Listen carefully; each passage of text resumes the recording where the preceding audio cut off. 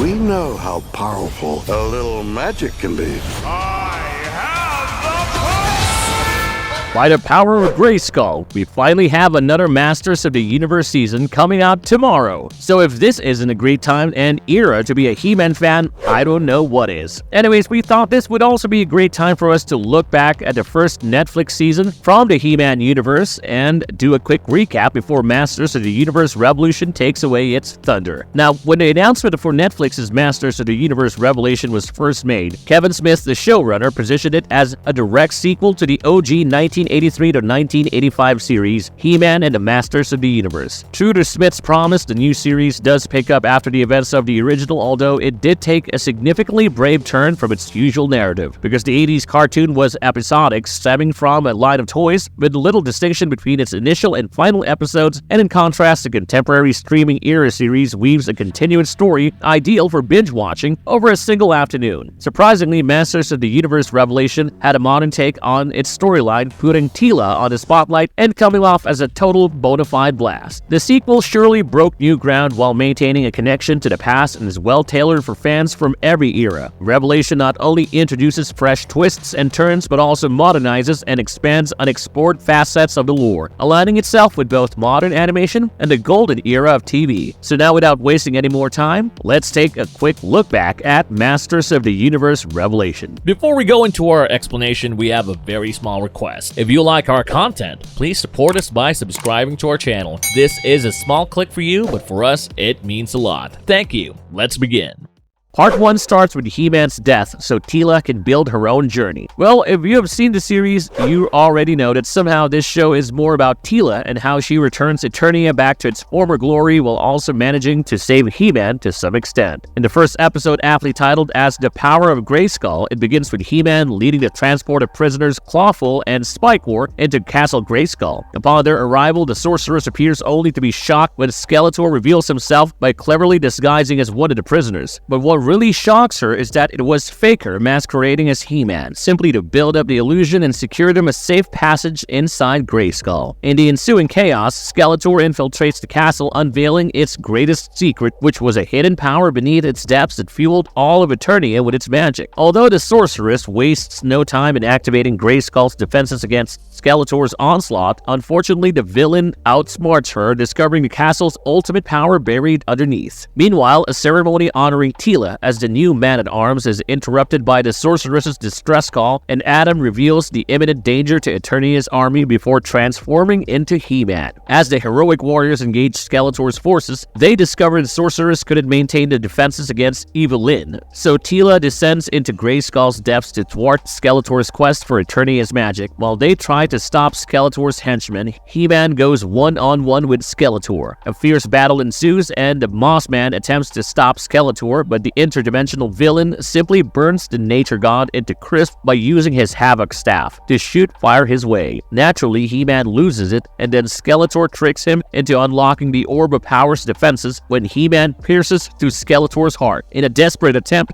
to contain the magic, He-Man proposes channeling the magic through the Power Orb to save the universe, knowing that it may come at the cost of his life. Of course, he succeeds in defeating Skeletor and absorbing the power, but he sacrifices himself in the process. Seeing that Skeletor is now dead, Evil-Lyn escapes with the head of Skeletor's Havoc staff, while Teela is still trying to process the fact that Adam indeed was He-Man. Back at the Royal Palace, when Duncan reveals He-Man's sacrifice and the truth about how Prince Adam and He-Man were one and the same, the king basically loses his mind and banishes Duncan, stripping him of his title. So Teela then goes on to lash out at the king and everyone else for keeping her in the dark about Adam and Eternia's magic, and feeling betrayed, she leaves Eternia. Well, of course, Adam could not have known that his sacrifice would have such unforeseen consequences after he shattered a power sword, triggering the gradual decay of all power in Eternia, plus his death clearly impacted every character. The series excelled at portraying these characters as complex individuals with relatable human emotions. emotions. The first episode concludes with Teela forsaking her hero's life, signaling an impending time jump, and the second episode only confirms this, revealing Teela's transformed appearance with a badass pixie haircut. She has now teamed up with her new friend Andra and has built a new life retrieving lost artifacts for people in exchange for money. After snagging the Glove of Globola from Stinkor for the priestess, Teela and Andra get roped into another job by an old woman named Majestra, who gives them a job to swipe an ancient goblet from the notorious Snake Mountain. When they hesitate to give an answer, Majestra gives them a hefty sum as an advance, and so the duo accepts the offer. Now, sadly, the arrival of Snake Mountain triggers memories for Teela, recalling a time she ventured into Wolfgate with He-Man. Now, it is Triclops who runs the show, leading a cult devoted to the tech god Motherboard in the wake of dwindling magic. His followers transform into half-machine hybrids by sipping from the cup Teela and Andra are after. Soon, Teela reveals herself, triggering a brawl with Triclops and Trapjaw. Amidst this chaos, Blast attacks, self-destructs, and the Motherboard fanatics chase Teela and Andra through Snake Mountain's caverns. But of course, the duo escapes unscathed. After they hand over the chalice to Majestra, she pays up, promising even more if they help her deliver the goblet to Castle Grayskull. This time, Andra agrees, but Teela isn't interested, considering Grayskull a forbidden zone for her. But Teela agrees eventually, thinking that Majestra is probably up to no good. Inside Grayskull, the sorceress clings to the last ember of true magic in Eternia, which is slowly draining as Grayskull is no longer protected and has now taken on its true form as the Hall of Wisdom. As Majestra approaches the sorceress, Teela unmasks her disguise as Evelyn, and the stolen goblet is then revealed as the top of Skeletor's Havoc staff. When Teela tries to take Evelyn down, Cringer intervenes and then explains how they need Lyn to help them save Eternia. After Evelyn uses the Havoc staff remnants to bolster the sorceress's magic, she tasks Lyn to save the last ember of magic with her life and use Teela's help to find the two halves of the Sword of Power in Subternia and Preternia. As Teela, Andra, and Evelyn machete their way through a thick vine jungle, on the other side of the forest, desperate pilgrims queue up at the front of Filegro, one of the last magic fountains. Here, Duncan aids an old man when Triclops and the Motherboard zealots show up, seeking to sacrifice the heretics. Naturally, Duncan defends the people. Meanwhile, Andra shows up to thwart Trapjaw's cannon, and Teela and Evelyn join the fray, only to get entangled in the cyborg's electronic cords. Finally, Beastman, forever loyal to Evelyn, intervenes by defeating Triclops and saving the day. Teela is shocked to see her adoptive father refusing to wield the Sword of Power due to a royal decree, and discloses that the enchanted water he collects is for his ailing friend Orko. He is cared for in a wooden cabin alongside Roboto, who considers himself a brother to Teela. Initially, Duncan hesitates to join, but with Orko's plea and Roboto's willingness to forge, he agrees. As Duncan opts to protect the sorceress, the team sets off for Subternia, navigating the Crystal Sea. The crew faces the Aquaticans, led by a battered Merman. Once more, Duncan arrives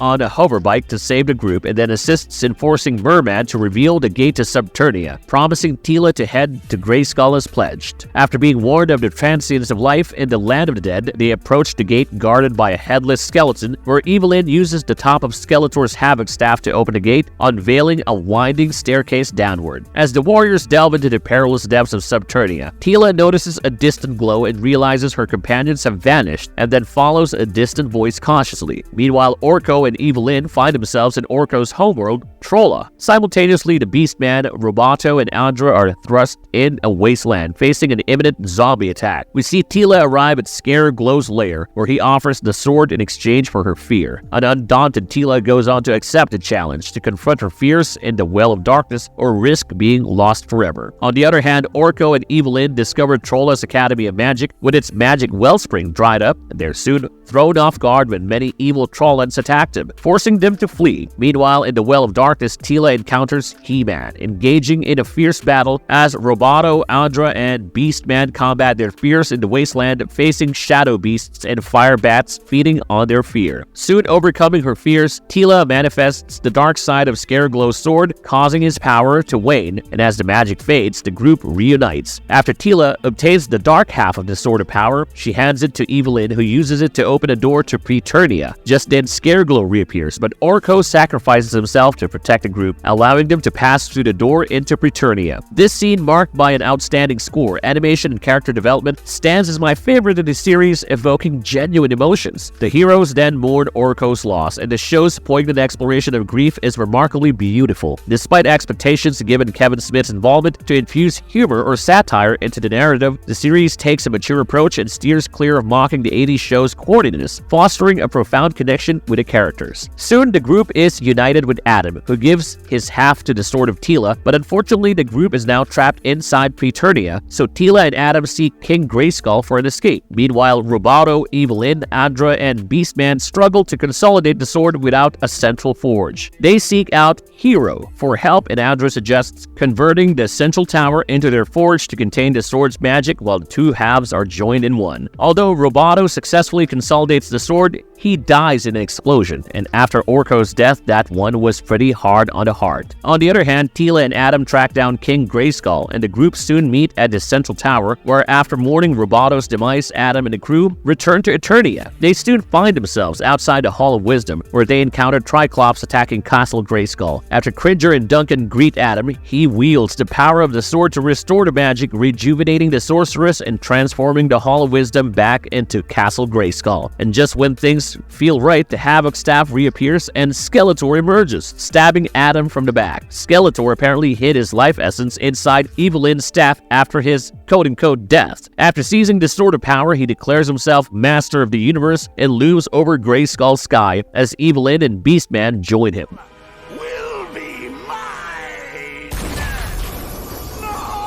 Part 2 ends on a happy note. Part 2 picks up where Part 1 ended. The narrative unfolds as Skeletor, armed with his Sword of Power, endeavors to fulfill his long-held desire to slay Prince Adam. It's almost sad how this skeletal leech is so obsessed with Adam, because even after having all the power of the world, all he wants to do is kill He-Man. Sort of short-sighted, if you ask me, but the transformation he makes after acquiring Grayskull's power is truly recommendable, as he grows twice its usual size, grows a neck made completely out of flames alongside having a pair of ram horns on his skull. While Adam is injured, Tila, Duncan, Andra, Cringer, and the Sorceress unite to resist his onslaught. Despite the team's efforts, Skeletor's newfound strength proves overwhelming. As he prepares to strike down Adam, the Sorceress expends her last reserves of strength to teleport them out of Castle Grayskull. Seizing this opportunity, Skeletor ruthlessly murders the Sorceress and appoints Evelyn as the new guardian of Grayskull. After Duncan mourns over the death of his beloved Sorceress, he is taken captive by Skeletor, who, with the intent of locating the heroes, discovers their presence in the palace in Eternus City and promptly transforms the remaining civilians into an undead army to serve him. Upon arriving at the palace, Tila demonstrates new magical abilities by efficiently healing Adam's stab wound. It is then revealed that Tila, in fact, is the daughter of the Sorceress and Duncan, which makes sense why she suddenly has magical abilities. As Skeletor advances with no scheme being able to stop him, Adam resorts to tapping into the power of Grayskull without the sword, transforming into an indomitable yet primal force. Now, on a side note, Skeletor's power is just one of the show's what-if scenarios, serving more than just fan service, because this part delved into character-focused dilemmas, like exploring what would transpire if Prince Adam summoned the power without using his iconic sword as a conduit, which of course unfolds through dynamic anime-inspired action, sparking a visceral power fantasy. Anyways, in their intense battle causing citywide destruction, Tila employs her mother's transportation spell, successfully relocating them to the Mystic Mountains. Here they lose sight of Adam in his primal state, and drawn by the sound of horns, they reach the Eternian base camp where King Randor is stationed. Now Adam is absolutely primal. Consumed by anger, he approaches to confront his father with brute force, but Randor, having learned from his past mistakes, finally shows the love Adam deserves, which magically reverts the steroid-drained He-Man to his normal state, leading to a sappy reunion with his parents. Soon the entire group starts putting their heads together in planning to overthrow Skeletor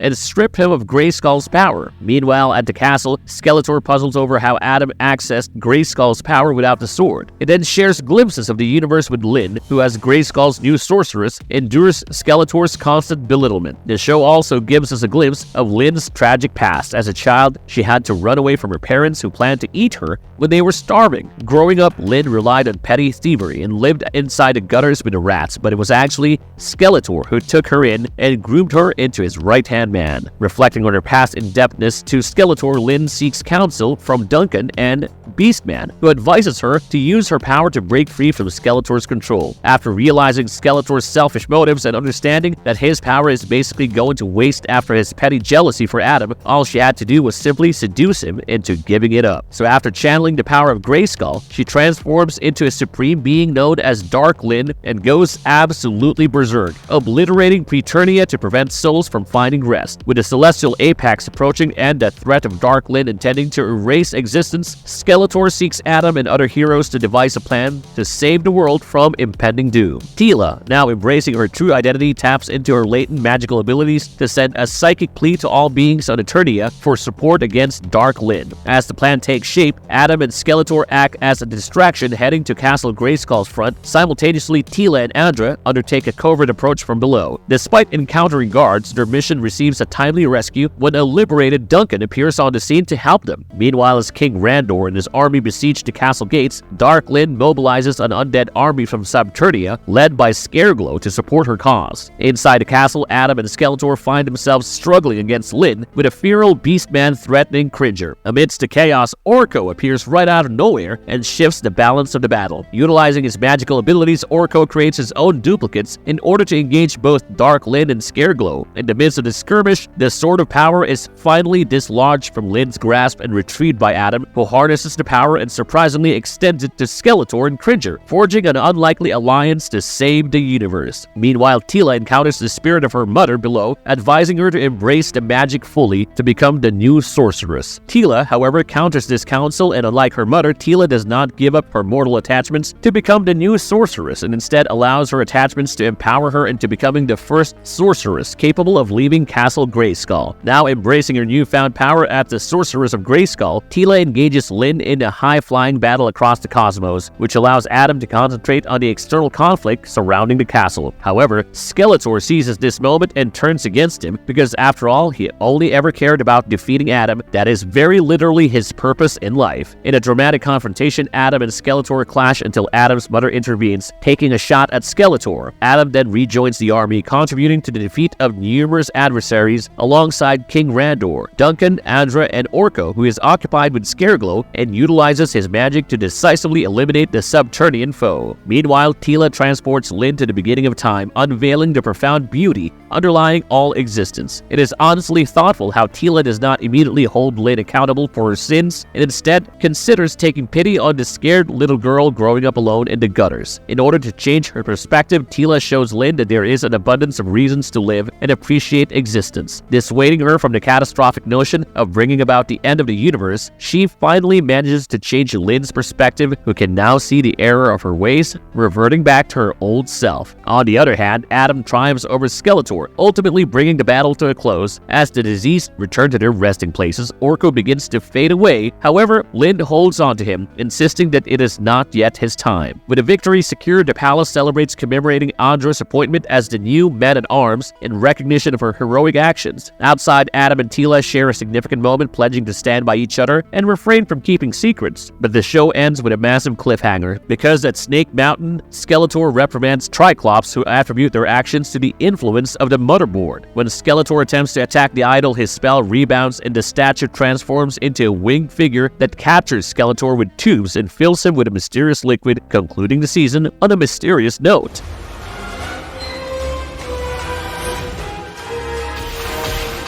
Marvelous verdict. Even if He-Man and Skeletor have more screen timing in the second part, it does not mean that the other characters are sidelined in any way. The show does justice to all the characters, giving them a satisfying ending, while breaking a few stereotypes that the 80s built with its female characters. With that being said, even if part 1 was a bit slow, part 2 certainly brings everything together, whilst ending with a banger cliffhanger. So, what do you guys think will happen in Masters of the Universe Revolution? Let us know your thoughts in the comment box below. If you enjoyed this video, click on the like button and comment below about which other movie reviews you would want to watch. And don't forget to subscribe to our channel. I'm afraid I no longer have any need of your crutch. see.